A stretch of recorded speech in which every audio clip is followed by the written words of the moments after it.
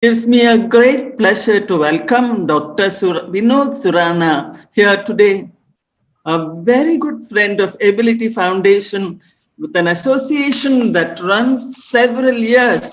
Dr. Vinod Surana is the managing partner and CEO of Surana and Surana International Attorneys, Chennai. This, besides, his list of achievements really runs very long, and he wears several hats and is the chair and co-chair of so many prestigious national bodies. A successful lawyer, a mediator, independent director, social worker, strategist, academician. Oh, he is first and foremost a great human being with a heart of gold, working in several directions towards instituting change and making a difference. Welcome, Vinod, and thank you very much for being here today. A very significant day, being Human Rights Day. Welcome. Thank you very much. It is a great pleasure for me to be here, to be with Ability Foundation. Ability Foundation, under your leadership, has been doing amazing work in increasing the visibility, increasing the sensitivity of the society towards the disabled people. It is an honor. Yeah. Tell me, Vinod, today on Human Rights Day, we linger a bit and dwell on the rights of all human beings. And when I say human beings, it includes all people, be they people with or without disabilities. In this context, what is the significance of the Rights of Persons with Disabilities Act of 2016? Could you please throw some light on the fundamental rights of persons with disabilities?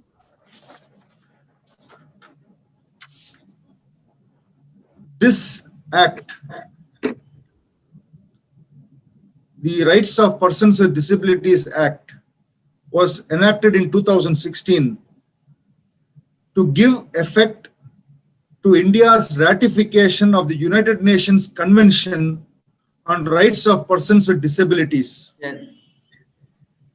As long back as December 1975, the United Nations General Assembly had proclaimed the Declaration of Rights for Disabled People.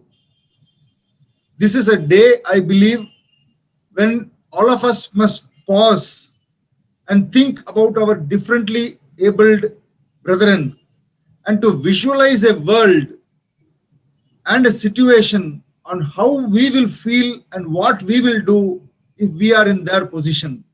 So I believe today is a day of great significance where we can pause and think like the United Nations General Assembly wanted us to do almost 40 years ago. Think about our disabled brethren. Okay. The Act has 8 basic points, the main principles which they wanted to enshrine in the Act and in the Indian legal system. One is respect for inherent dignity, including the freedom to make one's own choices and independence of persons. The second pillar is non-discrimination based on disability. Third, full and effective participation of the society to create an inclusive society. Fourth, to have equal opportunity for all human beings. The fifth pillar is respect for the difference and acceptance of people with disabilities. Right. Sixth, to make the world and all the facilities available in the world more accessible by all people. The seventh point is Right. equality between men and women. And eighth is respect for evolving the capabilities of children with disabilities and the respect for the rights of children with disabilities so that they can preserve their identity and be able to live as normal a life as possible. Right. Now, the RPD Act legitimizes the human rights of all people with disabilities. However, we are all aware that much needs to be done in this direction. So, what is it that all of us as people and the government needs to do to ensure effective implementation? I will share some thoughts and I will be happy to instigate questions. First of all, in my experience of working in this field in the last 20-25 years, Okay, right. I believe that we need to have a greater sensitization and education of all people in the society so that people with disabilities can be accepted easily. For this, moral, ethical education is required from the primary school level. Like, for example, when we wanted to make access to justice available for the layman, we brought about a rule saying with every law college, there must be a legal aid clinic attached. Similarly, I believe that the government at the state and the central level must bring in a system where every school adopts a cause, a project for equality and compassion. I am reminded of the sayings of a great Acharya who said, it is a very sad thing today that people take decisions based on profit and loss. In the olden days, people used to take decisions based on what is right and wrong. So we have to make sure that from childhood, we are taught how to take decisions based on right and wrong and not profit and loss. After all, Indian culture is about daya, karuna, anukampa, ahimsa. These are all principles which are needed to build an inclusive society. Also, I have seen implementation of plans and schemes for the disabled people is the weak spot. We cannot make a change overnight by imposing change. Change has to be inspired from within. And only education and sensitization will make inspiration of change from within. Also, I believe that we must work to ensure that disability discrimination is equated with class and caste discrimination. After all, the Constitution, the legal system, and morality says that the common object is to build an inclusive society. So, disability discrimination must be equated with the same level as class discrimination or caste discrimination. We are speaking about what the government can do, what the people with disabilities can do. But I believe that without a buy-in from the private sector, disability discrimination will be a long and difficult struggle. So it is important that the private sector buys into the concept of eradication of disability discrimination. I also believe that as long as economics and profits are given importance in society, in education, in our value system, there will be significant disparities and inequalities in the society.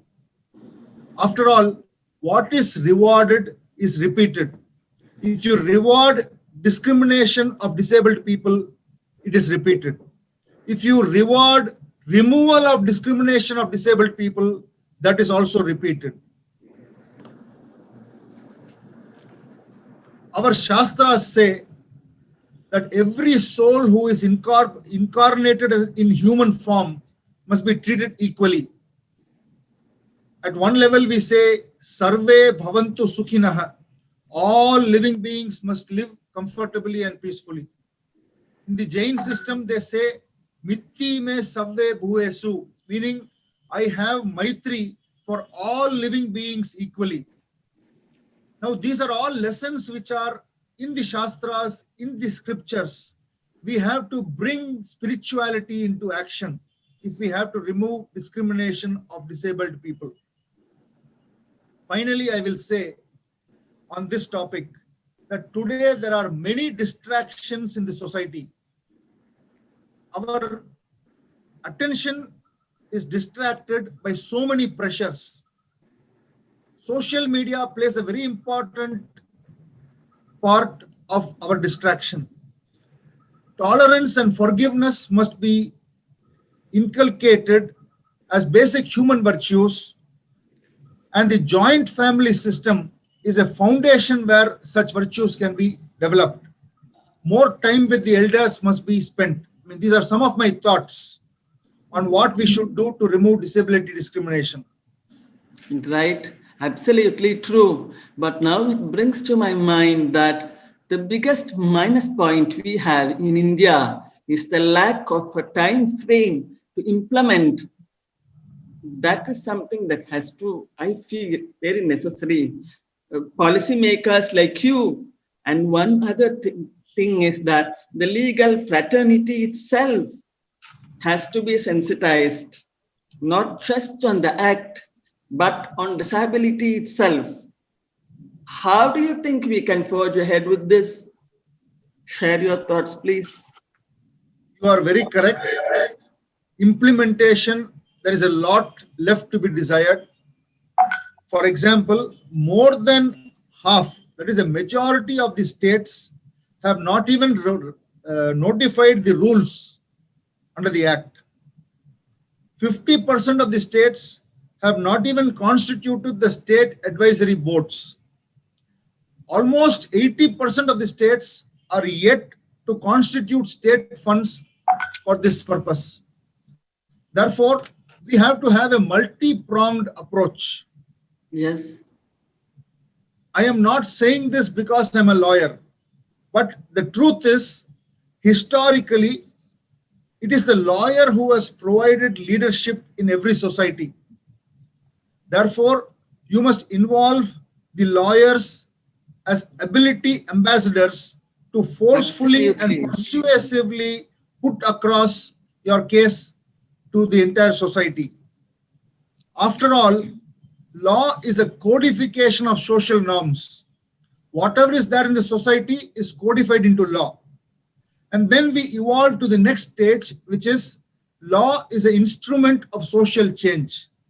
So we have seen the Disability Act as law as an instrument of social change.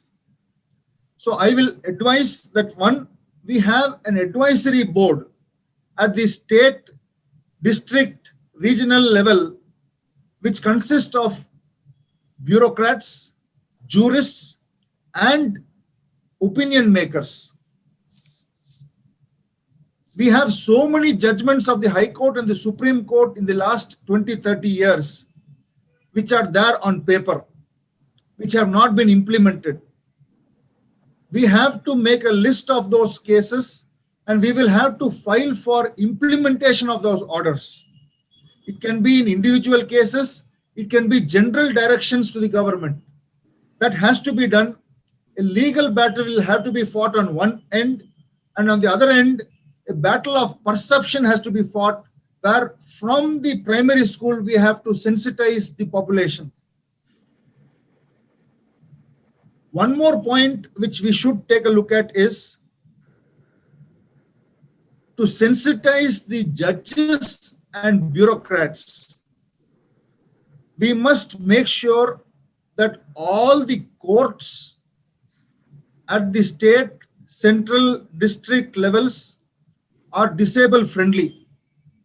we must have programs at every level where we invite the local judges to participate and understand firsthand, see firsthand how people with disabilities are suffering. Suffering can be very, very minor. It can be invisible. It can be visible. So again and again, after so many years of experience, I go back to the same point. People have to be sensitized so that the society becomes an inclusive society. Very true. I mean, on our part, I can only say Ability Foundation would love to work hand in hand towards sensitizing both the legal fraternity and the judiciary. Just tell us how we can do that. And thank you very much for being again. I will be in touch with you on many issues that we can implement this, something very close to both our hearts. Thank you very much, Dr. Vinod Surana. It is a pleasure. You can count on me as a willing and able soldier for Ability Foundation. Okay. Thank you so much. Thank you.